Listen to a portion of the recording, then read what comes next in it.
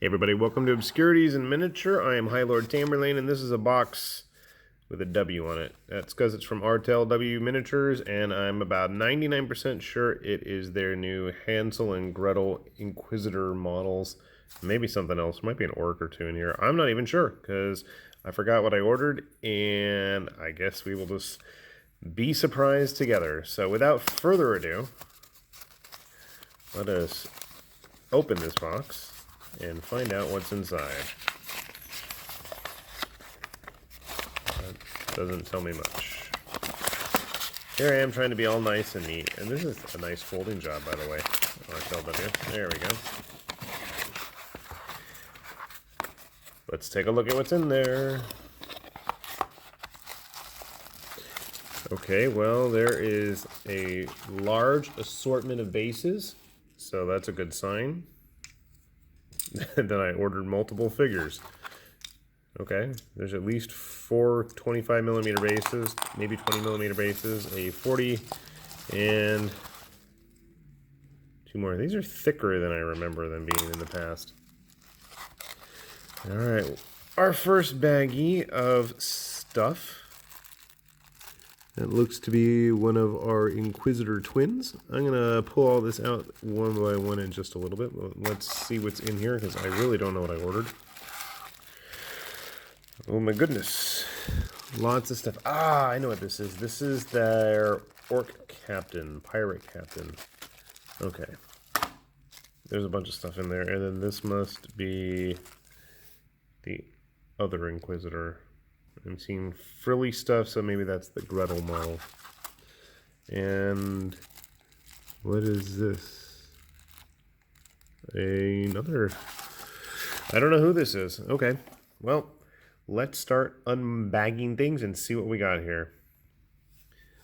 Okay, we popped open the first baggie, and it seems we have some kind of servitor menial labor with a mechanical leg. So here's the body itself, kind of hunched over, and the mechanical leg. As I said, we'll put it all together later. Bunch of scrolls under one arm. The other arm. Cufflinks. A hand with some kind of a data pad. Satchel. And finally, a head with a bunch of servitor parts all over it. I really don't remember ordering this figure, so I'm going to assume that it was supposed to be some sort of bonus figure that was included. All right, why don't we move on and take a look at the actual Inquisitor models. So here is Hanzel, I'm guessing, if I remember Hanzel and Gretel. Hanzel was the masculine one, so he's got a pile of bones to stand on naturally. The body itself, very kind of retro futuristic. His other leg, he's got a holstered pistol and a sword that you can attach to his belt. He's got a propellant tank for his backpack and the accompanying wires that go with it. And then there's the gun that he's supposed to be holding. There are at least 4 different attachments. So he's got like this kind of lion-headed, I don't know, shrapnel launcher thing like this. There's what looks to be a plasma cannon, a flamer, and maybe a machine gun? I'm not sure what this one's. It looks like a regular projectile machine gun type thing. He also has a crow to sit on his shoulder, which is kind of cool. There's also 3 different heads. He's got the stern Inquisitor look, the rebreather heavily modified version. The hats look the same. And then he's got the crazy kooky hooded cowl, which is a bit of a surprise. But so there's quite a bit of choices here. I kind of know which one I'm going to go with. Probably the rebreather, so I don't have to actually paint eyes. And I kind of like the shrapnel launcher, so we might go with that. I don't know. We'll see. Let's see our next model. And here we have all of Gretel's parts. Gretel, just like her brother, twin, whatever you want to call her, has quite a bit of variety as well. So we have the actual main torso here. It's obviously a female. Nice collar there. the beginnings of her skirt armor. You have all the skirt armor, the legs, and then she has one hand that is holding a double-barreled pistol, sawed-off shotgun, I'm not sure, and then she's got her sword, and a set of smaller dueling pistols that attach somewhere. Some severed heads. And like her brother, a choice of heads. We've got an upside down head, a normal face, or a rebreather face, and I'm kind of leaning towards the rebreathers, but that's just me.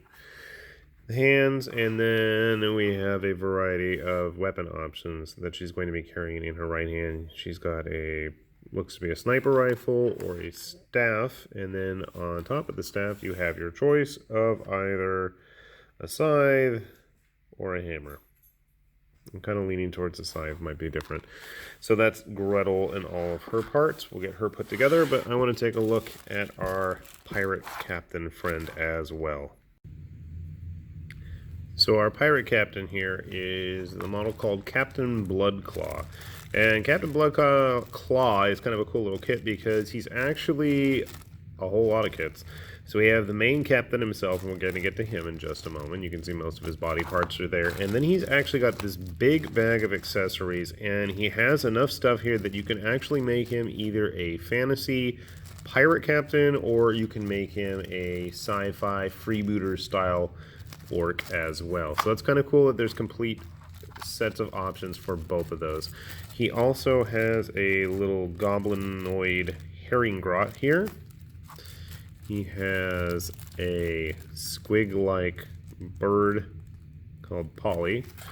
And then we got parts to make some treasure. We gotta have the booty after all. So let's pop these bags open and we're gonna take a look at everything in there. Alright, and just because they're smaller, we're going to take a look at these pieces first. So here is the Pirate Treasure booty box, and it's actually two separate pieces. It's pretty easy. We're just going to have to cut off a little bit of flash there. Nicely detailed. Make a nice little objective token. Herringrod himself is going to consist of about 5 parts. The torso, the legs. Again, nothing overtly sci-fi or fantasy about him. Hands. And the head, earrings there. So if you wanted to arm him with something, I guess you could. And then Polly is going to be just a couple of pieces. It's very squig-like. I'm assuming that's supposed to be a gold necklace on his head there. And then he's got, I'm assuming that's where the feather goes. I didn't notice he's got an eye patch on. And a robotic claw that goes somewhere. Ah, that's for his tail. He's got a robotic tail. Almost needs to have a peg leg, but so that's all the extra stuff that you get along with the captain. Let's actually take a look at the captain himself now. That's all his goodies. Captain's the one who's going to sit on that 40mm base. He's going to be a big one. Get him out of the box there. That's not a box, it's a bag. You know what? Bag's thin enough, let's just cheat and tear it to shreds. Alright. So, here's the main body of the captain, and really, really nicely sculpted, I gotta say. Very well-defined features. I really like that. And I'll be honest, I'm not even a fan of orcs, so that's already saying something. I just thought this kit was just too fun, too goofy to let it pass up. He's going to be a good sized model. I'm not sure what's supposed to go underfoot there. Just looking at him so far. Going to be a lot bigger than a regular Marine. As well as a regular Warhammer human. So he's got a very orky sword. A power cable for something. I believe this is a lower jaw if you're going to go with the more sci-fi version, and various arms. A cybernetic one or a regular one. And let's see what's in here. There's all the goodies.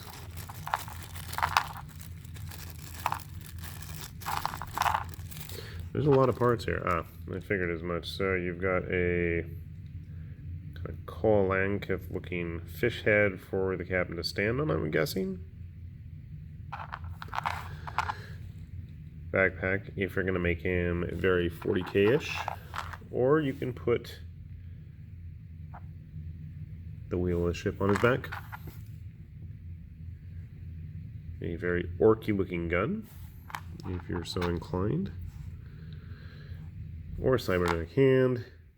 This is an interesting one. Kind of a tyrannid crustacean-like kraken shell. And then finally you have your choice of heads. Obviously the more cybernetic one is going to be your 40k one, but then you've got, you know, kind of bolted on teeth as well on this one. So, I mean, you could probably, oh, man, this one's much more sci-fi, I guess, with the bolts and stuff, whereas this head is still a little bit more old-fashioned looking with the wig on there. One nice thing about most of these Artel kits is the parts are keyed really easily and very clearly for each spot. I mean, I guess if you don't have any common sense and try, you know, you see a triangle there, want to go there, no, it won't work. Assuming like so. So again, really nice detail. I'm going to grab the glue, and I got a whole bunch of models here it looks like I need to put together, so let's do it. Alright, we got Hanzel and Gretel here, all put together for the most part. A couple things I want to point out though. First of all, Hanzel really doesn't want to stand up on his base. So I went ahead and glued, he's got a pile of skulls like we mentioned to stand on, and I went ahead and just made some executive choices as to how to build him. We went with the rebreather head and the Melta looking gun barrel. One thing that I really liked about this is everything had a very definite spot keyed up for it. There wasn't a lot of fiddling around trying to get parts in other than trying to fit the hose from the propellant tanks into the back of the gun. It just was a tight fit with the arm there. And I honestly, it looks kind of like the arm and the, you know, I can't think of the word, straps, kind of made a space to put them in there. So overall, pretty neat. There's a lot of detail on here, but you could say that about just about any of the Artel W models. I've never had a problem with a lack of detail. So, very cool looking guy. How does he stack up with our usual Marine? And I mean, I guess if you wanted to put, I was going to put the other set of weapons, like a blunderbuss style, but I shied away from it in the end and went with the actual hardcore cannon. I bet if you went with the blunderbuss style with all the just debris, you could probably fit them in pretty well with the actual witch hunters and inquisitors from Fantasy, if that was what you're after, especially with a regular head or with the hooded cowl. I really like the crow on the shoulder too. So really nice model. That's Hanzel, and let's look at Gretel on Scharzwald, or whatever their last name was.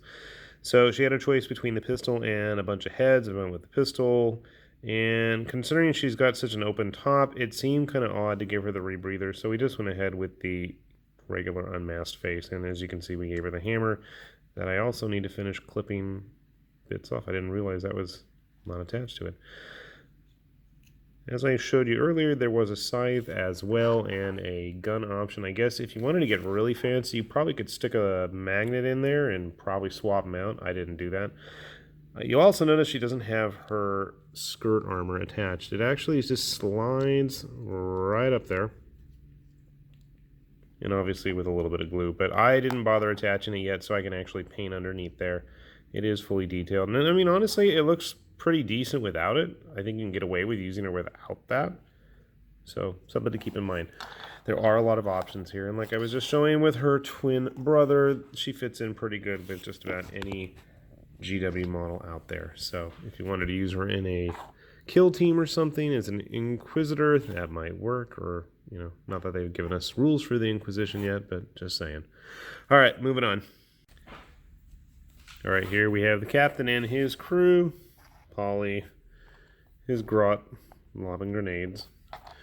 Treasure chest, I didn't bother gluing that on the base because, well, we'll get around it eventually.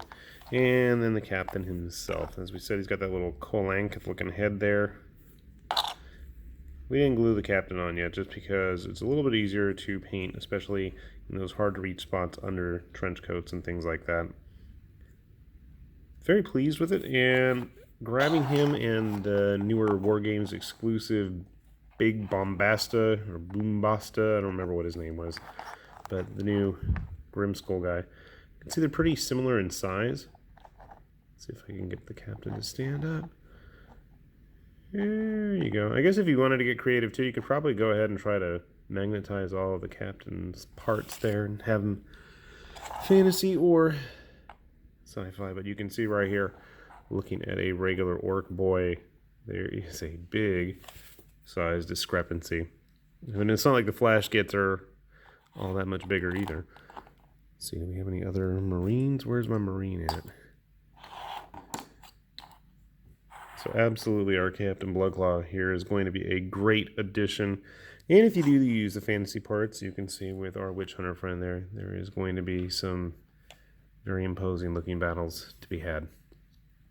So overall, very cool model. Did love the fact that he comes with all these little extra bonus additions.